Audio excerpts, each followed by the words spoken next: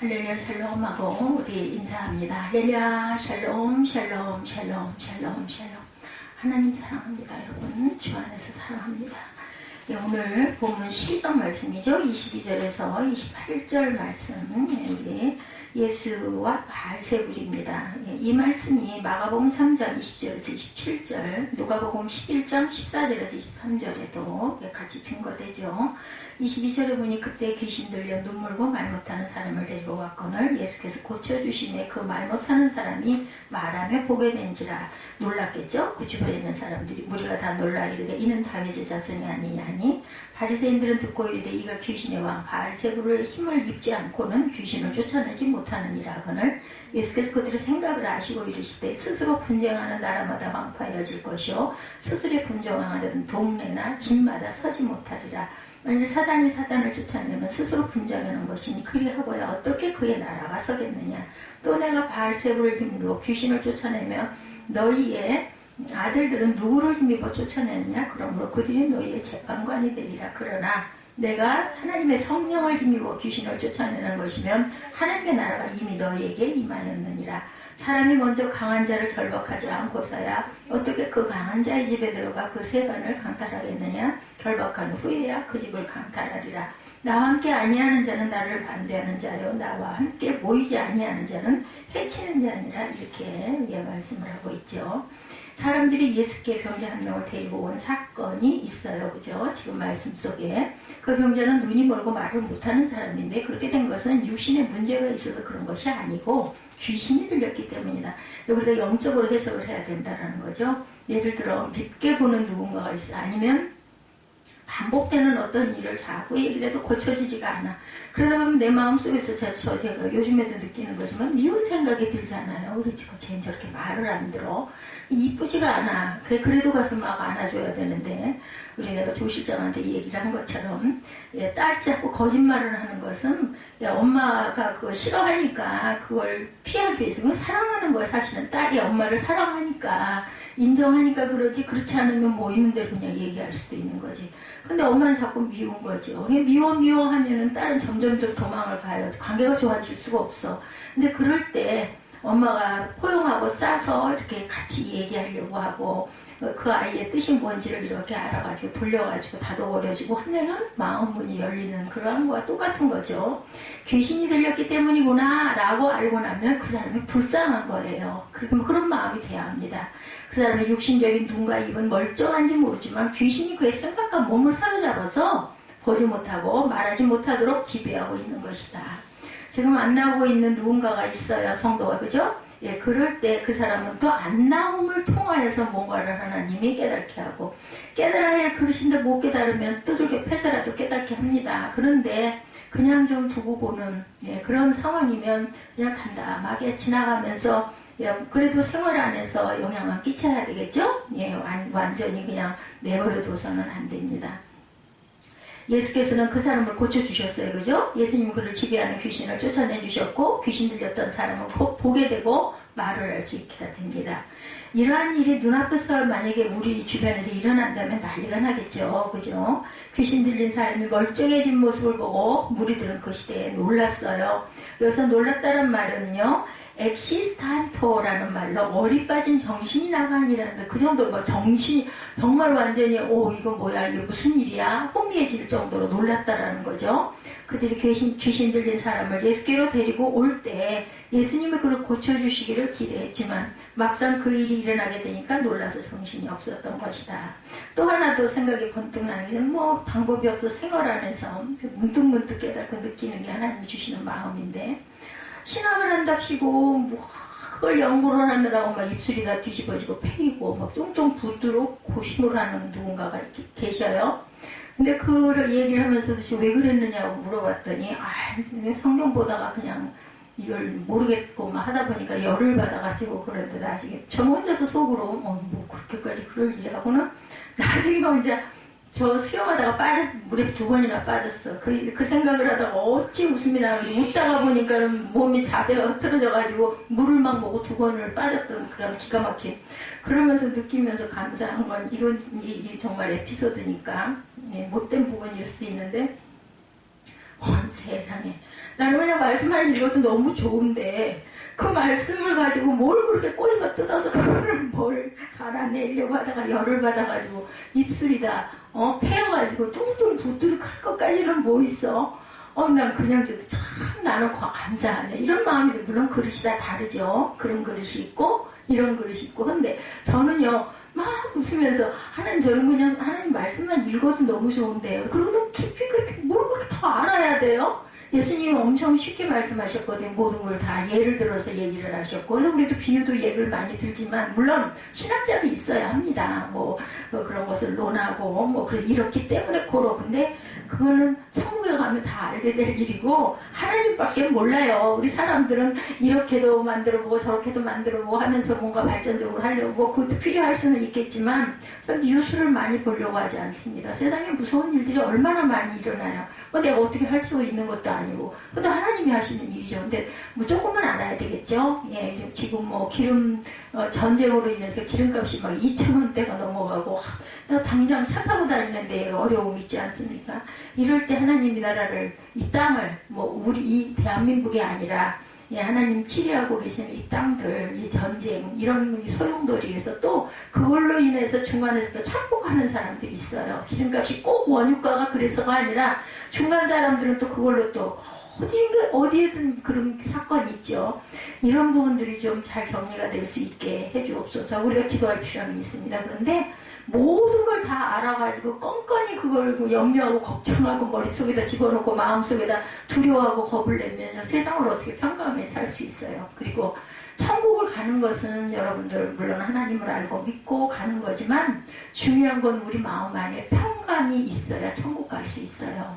우리 박효진 집사님이 지금 어떤 상태인지 제가 한번 물어본다고 그러고 별로 원치 않는 부분일 수도 있고 해서 물어보진 않았지만, 중요한 거는 내가 마지막 가는 그 순간까지 내가 살아가면서 내 마음 안에 평강을 많이, 샬롬을 많이 구하고 그 평강한 마음이 되도록 우리가 뭔가를 하려면 그쪽으로 가야 되죠. 가만히 서가지고 음식을 먹어야 되는데 밥을 먹으려고 만들고 차리고, 그죠? 입으로 수저를 떠놓고 어디 가면 식사라는 말이 있을 정도로 그 노력을 안 하고는 주님이 주시고자 손을 내밀고 있어도 그걸 받아서 우리가 먹고 씹고 소화할 수가 없다는 거 꼭 여러분들 알아야 됩니다. 귀신을 들린 사람을 예수께로 데려올 때 예수님이 그걸 고쳐주시기를 기대했지만 막상 그 일이 일어나게 되니까 정말로 진짜네 반신반의했었는데 이렇게 된 거죠. 무리들이 놀라서 예수에 대하여 한 말이 있어요. 이는 다윗의 자손이 아니냐? 예수님이 귀신 들린 사람을 고쳐주시는 모습을 보면서 그들은 예수님이 다윗의 자손이 아니냐고 스스로에게 묻습니다. 스스로 이 물음을. 그들이 예수의 족보가 궁금해서 묻는 게 아니죠. 다윗의 자손이라고 말한 것은 바로 이 예수가 메시아냐? 이 얘기인 거예요. 왜냐하면 구약에 다 나와 있으니까, 그렇게 되리라라고 말씀했으니까. 마가복음 10장에 보면 예수를 향하여 다윗의 자손이라고 말하는 사람이 또 있어요. 예수께서 여리고에 나가실 때 맹인 거지 바디메오가 길가에서 구걸을 하고 있었죠. 근데 나사렛 예수가 지나가신다는 말을 꼭 소리를 지르죠. 다윗의 자손 예수여 나를 불쌍히 여기소서, 이렇게 소리쳤어요. 사람들이 꾸짖고 잠잠하라고 하니까 더 크게 외칩니다. 왜냐면 더 크게 외쳐야 들을 것 같으니까, 그죠? 아주 죽을 기를 쓰고 외쳤을 거예요. 다윗의 자손이여 나를 불쌍히 여기소서 하고 고함을 치죠. 바디메오가 예수님을 향하여 다윗의 자손이여 라고 외치는 것이나 귀신을 쫓아내신 예수님을 향하여 다윗의 자손이 아니냐라고 묻는 것은 예수님의 구약에서 예언된 메시아 구세의 주임을 말하는 것입니다. 하나님은 이사야 선지자나 예레미야, 에스겔을 통해서 이스라엘을 구원할 메시아가 예언했는데 그 메시아는 다윗의 자손을 통해서 나올 것이라고 구약에 이사야도 그렇고 계속 예언들 했죠. 말씀하셨기 때문이에요. 우리도 이 선지자, 이 예언자들처럼 막 말씀을 막 받아가지고 막 이렇게 막 순간순간 그렇지는 않지만 이렇게 살아가면서 하나님의 뜻이 여기 있었구나라고 깨달을 때도 있고, 이게 그래서 그럴까 이래서 그럴까 이렇게 하면서 그걸 놓고 기도할 때도 있습니다. 근데 하나님이 어느 순간 마음에 딱 확신으로 주실 때가 있어요. 그 부분을 꼭 붙잡고 내가 이런 믿음을 더욱더 단단하게 하고 가야 되겠구나, 이런 마음을 가지셔야 돼요. 사람들은 예수님이 병든 자와 귀신 들린 자를 고쳐주신 사건을 통해서 예수가 메시아일 수도 있음을 깨달아가고 있었다는 것. 근데 예수님은 이 사건을 통해서 그들이 또한 알았으면 하는 것이 있었어요. 그것은 28절의 말씀과 같이 하나님의 나라가 이미 너에게 임하였느니라. 지금 어때요? 하나님의 나라가 이미 임했어요. 어디에? 우리 마음 안에. 그렇죠? 뭘로? 물과 피로. 뭐 누군가가 저한테 그 질문을 했지만 삼위 하나님 한 분이시거든요. 하나이시거든요. 그런데 극동방송에서 어떤 목사님이 이 질문을 했던 부분이 또 있었어요. 하루 이틀 전인가. 예, 그것이 뭐냐. 예, 그것은 하나니라라고 그 제목으로 퀴즈를 낸 부분이 있었습니다. 예, 물과 피와 예, 그리고 성령의 역사. 예, 그것이 하나거든요. 성령이 오셔야 우리 안에 임재하실 수가 있고 예수가 돌아가셔야 영으로 우리 안에 오실 수 있기 때문에 성경이 말씀했죠. 내가 가는 것이 너희에게 유익이다. 내가 이 자리에 있으면 여기서만 너희를 볼 수 있지만 내가 천국에 가게 되면 너희 각 사람과 몸 안에 내가 임할 것이고 네 안에 아들이 있어야 예, 내가 네 안에 있는 거고 아들이 없으면 성령의 것이 아니라고 했어요. 그래서 내가 있는 그곳이 성령의 전이다. 그래서 우리 몸이 귀한 성전이라고 말씀을 하시죠. 신약 그 성경에 보면 이런 얘기처럼 저는 그 질문에서 딱 그 마음이 와서 그냥 그대로 이게 뭘 찾아본 것도 없고 뭐 몇 장 몇 절 이런 거는 뭐 별 큰 필요가 없습니다. 분명히 있는 말씀이니까 그냥 마음판에 한 20년 이상을 계속 성경 속에 이렇게 살다 보면 그냥 녹아 있는 거죠. 그래서 그냥 그대로 얘기를 했어요.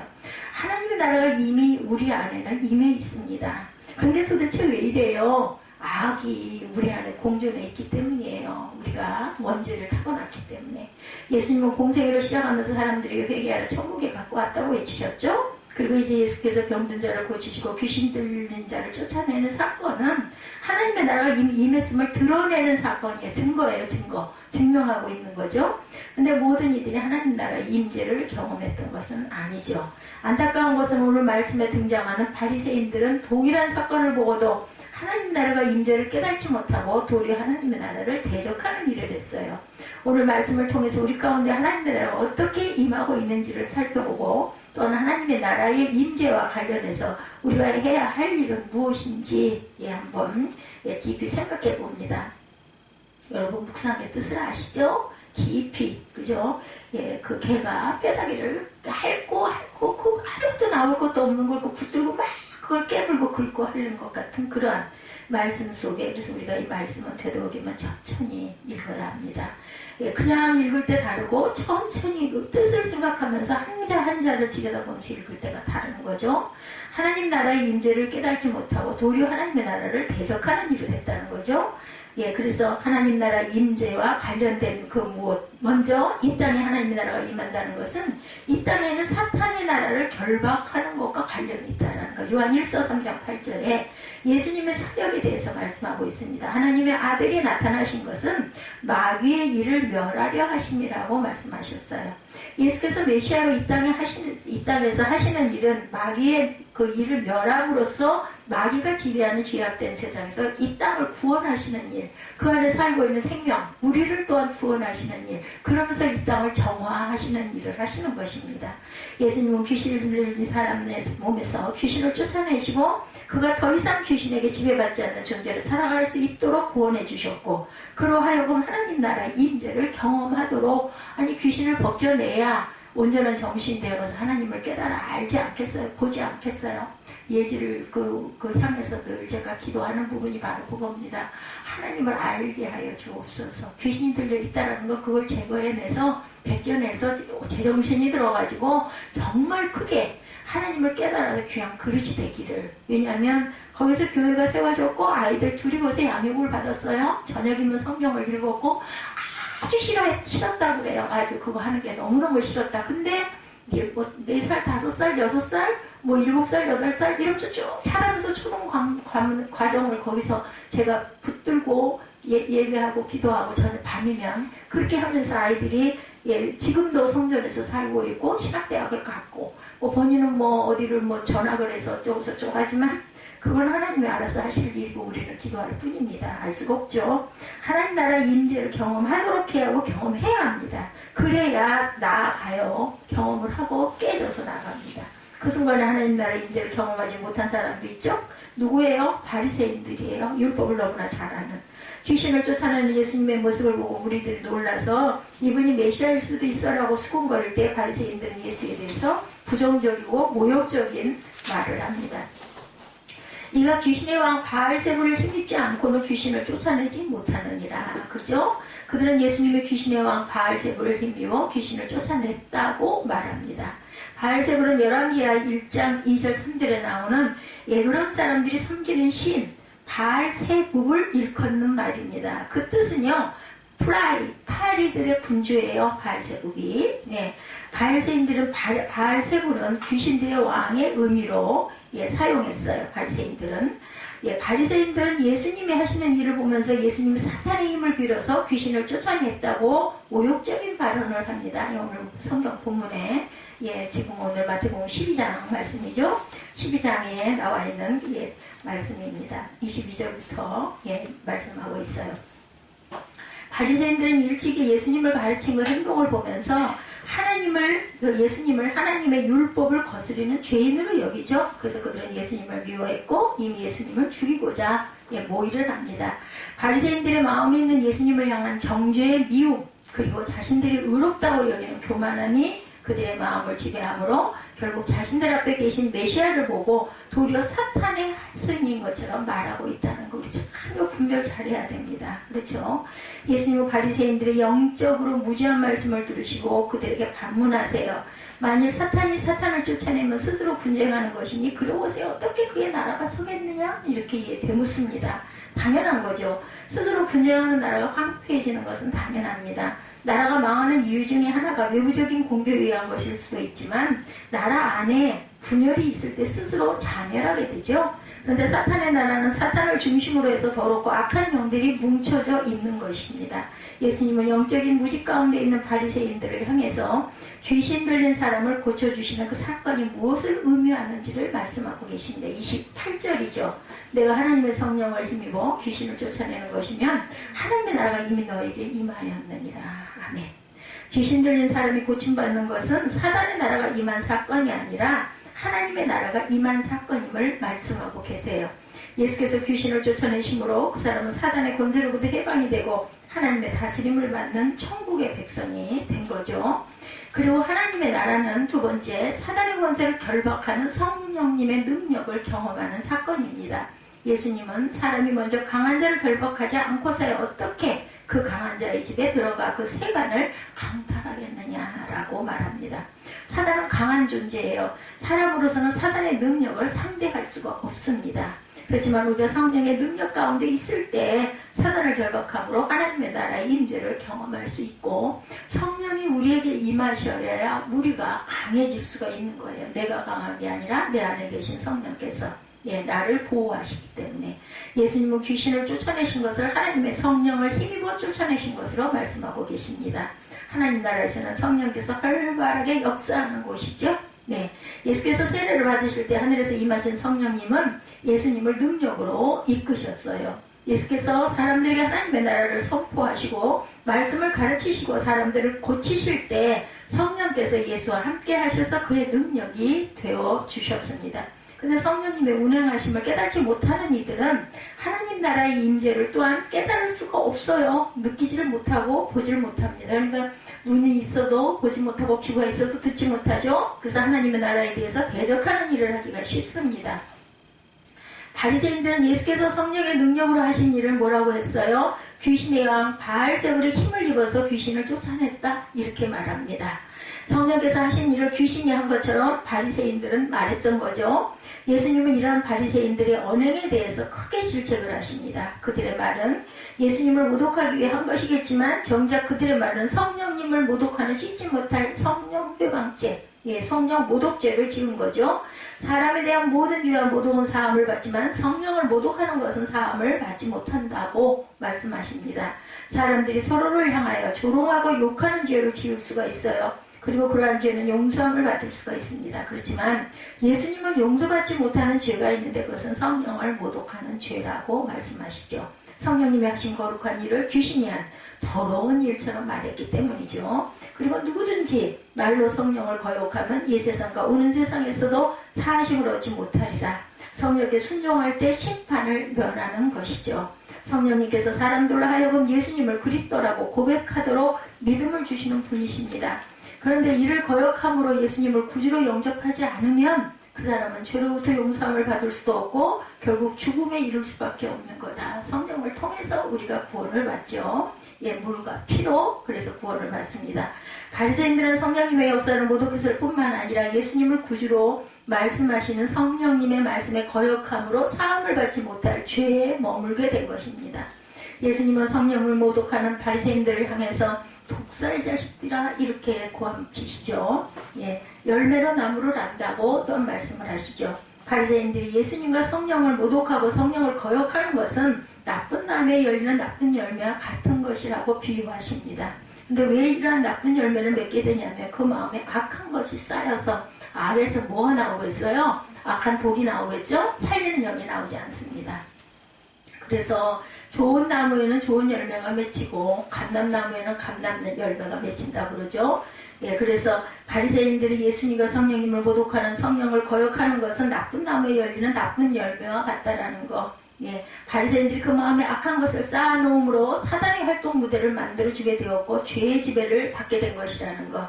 하나님 나라의 임재는 성령님이 내 안에서 역사하시고 내주하신다 이렇게 얘기하죠. 그것이 말과 행동으로 나타나는 것과 관련이 되어 있습니다. 갈라디아서 5장 20절에 성령의 열매에 대해서 말씀하죠. 오직 성령의 열매는 여러분들이 잘 아시는 것처럼 사랑과 희락과 화평과 오래 참음과 자비와 영성과 충성과 온유와 절제 이 같은 것을 금지할 법이 없느니라.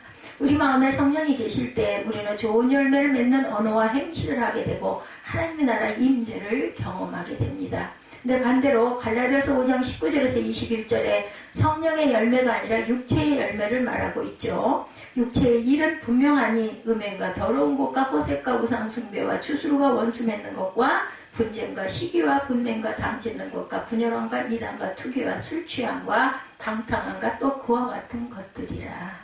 전에 너에게 경계한 것까지 경계하노니 이런 일을 하는 자들은 하나님의 나라를 유업으로 받지 못할 것이요. 사단의 세력을 결박하기 위해서는 우리 안에 사단의 지배할 터전을 없애버려야 돼요. 그렇지 않으면 하나님 나라를 유업으로 받을 수가 없다. 사람 안에 악한 것들이 있을 때 성령의 지배가 아니라 사탄의 지배를 받을 수밖에 없다라는 거죠. 우리 안에 악이 있는데 어떻게 평강할 수가 있겠어요? 그거를 갖다 버려야 마음 안에 평강의 싹이 트고 열매가 맺고 잎이 푸르르게 우리 그 그늘을 우리에게 주시죠. 사람 안에 악한 것들이 있을 때는 성령의 지배가 아니라 무슨 지배? 사단의 지배를 받을 수밖에 없다. 바리새인들의 마음에 예수님에 대한 마음과 그 미움, 자기 자신에 대한 교만이 있을 때 그들은 성령이 아닌 죄의 지배를 받게 된다는 거 불쌍하죠. 결국 하나님의 나라를 이루는 성령의 역사를 깨닫지 못하고 도리어 성령을 모독하는 용서받지 못한 죄를 짓습니다. 하지만 우리 안에는 진리와 선한 것들이 성령의 열매로 맺어질 때 사단의 원세를 결박하고 하나님의 나라를 경험하는 삶을 살아가는 것입니다. 세 번째, 근데 음부의 원세를 결박하고 이 땅에 하나님 나라의 임재를 선포하는 사역은 예수께만 부여된 사역이 아니죠. 예수님은 교회에 이 사역을 주셨어요. 마태복음 16장에 보면 예수께서 제자들에게 너희는 나를 누구라 하느냐 이렇게 질문하시죠. 베드로가 주는 그리스도시요 살아계신 하나님의 아들이십니다 라고 예수님께 고백합니다. 그때 예수께서 말씀하시죠. 내가 내게 이르노니 너는 베드로라. 내가 이 반석 위에 내 교회를 세우리니 음부의 권세가 이기지 못하리라. 예수님을 메시아로 믿는 이들은 이제 예수님과 같이 음부, 죽음의 권세, 사단의 권세를 물리치는 존재로 세움을 받은 것입니다. 저와 여러분 역시도 예수님을 그리스도로 믿고 살아가는 이들에게 있어서의 과제는 날마다 사단의 권세를 결박하고 하나님 나라의 임재를 확장하는 일입니다. 하지만 사단의 나라를 부수는 일을 감당하기 위해서는 사람의 힘으로 그 일을 감당할 수가 없어요. 성령님의 도우심이 반드시 필요합니다. 예수께서 28절에 내가 하나님의 성령을 힘입어 귀신을 쫓아내는 것이면 하나님의 나라가 이미 너희에게 임하였느니라. 아멘. 이와 같이 성령의 능력이 우리 가운데 역사할 때 하나님 나라의 임재를 체험하는 삶을 살아가는 것입니다. 제가 아까 그래서 질문했죠. 그 뜨거운 감동을 느끼시고는 계십니까? 얼마나 느끼셨습니까? 교회와 성도는 사단의 권세에 사로잡힌 것이 아니라 사단의 권세를 결박하도록 부름을 받았다. 그러기 위해서 우리 안에 악한 영이 역사하지 못하도록 성령의 다스림을, 성령의 충만함을, 성령 충만, 재충만, 늘 충만해야 합니다. 사단은 우리를 다스리기 위해서 우리 마음과 생각에 가라지와 같은 악한 것들을 뿌려놓아요. 사단은 우리 마음에 있는 미움과 교만, 음행, 시기, 그런 악한 죄성들을 자극해서 사람들로 악을 행하게 함으로 사람들을 지배하고자 합니다. 그렇지만 이때 우리 마음에 하나님이 원하시는 선한 것을 채울 때 사단의 권세는 결박을 당하게 되고 성령께서 우리를 다스림으로 하나님의 나라가 임할 수 있다는 것. 사단은 우리의 악한 감정을 자극하여 그것을 사로잡히게 함으로 우리를 지배하려고 합니다. 그래서 싸움이 일어나죠, 항상. 그렇지만 우리가 사랑과 온유함으로 반응할 때 사단은 결박당하게 되고 우리는 하나님 나라의 임재를 경험하게 됩니다. 우리 마음에 우리가 귀신 들린 자와 같이 사단의 권세에 사로잡힌 부분이 없도록 항상 기도해야 되겠죠. 깨어서 기도하라, 이 말씀이세요. 성령께서 원하시는 참되고 선한 것들을 우리 마음에 품고 그 일들을 입술과 행동으로 실천해 나아갈 때 사단의 권세를 결박하게 되고 하나님 나라가 우리 가운데 임하게 된다는 것. 예수님은 귀신 들린 사람으로부터 귀신을 쫓아내심으로 그를 사단의 권세로부터 해방시켜 주셨어요, 오늘 본문에서. 그리고 예수님은 그 사건이 하나님 나라가 임하는 사건임을 이미 임하였느니라고 말씀하십니다. 하나님의 나라는 사단의 권세와 그 나라를 결박하는 과정을 통해서 이루어집니다. 하나님은 성도와 교회의 음부의 권세를 이기는 능력을 주셨어요. 그리고 성령님을 우리로 사단의 그 세력을 결박케 하는 능력이 되시기도 합니다. 진리의 영이신 성령님은 사단의 거짓을 결박하도록 우리에게 진리를 깨닫게 하시죠. 성령님은 우리로 성령의 열매를 맺도록 하심으로 육신의 정욕을 따라 살아가게 하는 사단의 권세를 결박하도록 하셨어요. 그러기에 하나님의 나라를 경험하기 위해서 늘 성령님의 능력을 구하는 삶을 살아야 합니다. 오늘날 이 세대를 보면 귀신에 들려 사단에게 지배당하는 것과 같은 모습입니다. 이런 가운데 우리 자신과 가정과 교회가 사단의 권세에 점령당하지 않도록 경계해야 하고 우리가 사단의 거짓에 속아 지배당하지 않도록 하나님의 진리의 말씀으로 무장해야 합니다. 우리의 죄된 성품을 자극하여 사단이 우리를 지배하지 않도록 죄의 성품을 죽이고 하나님의 선하심을 닮아가야 하겠죠? 그럴 때 우리의 입과 행동을 통해서 진리와 선한 열매가 맺어지고 하나님의 나라가 우리를 통해서 퍼져나가는 줄로 믿습니다. 예수님의 구원의 역사는 하나님 나라의 임재를 동반합니다. 오늘날 이 땅에 만연한 사단의 권세를 결박함으로 하나님의 나라의 임함을 드러내고 이를 확장해 나가는 천국 백성의 삶을 살아갈 수 있기를 주님의 이름으로 축복합니다.